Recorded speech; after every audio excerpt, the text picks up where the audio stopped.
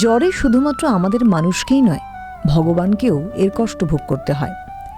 বছরে একবার হলেও ভগবানও এর শিকার হন।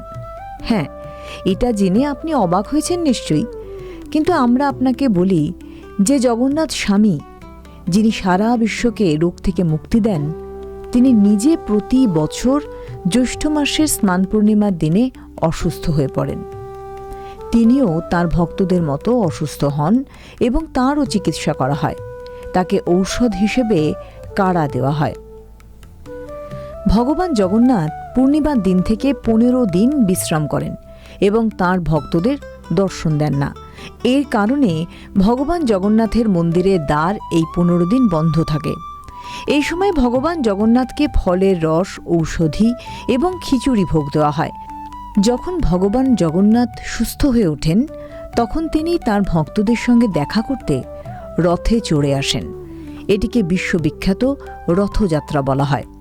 এই রথযাত্রা প্রতি বছর আষাঢ় মাসের শুক্লপক্ষের দ্বিতীয়া তিথিতে শুরু হয়।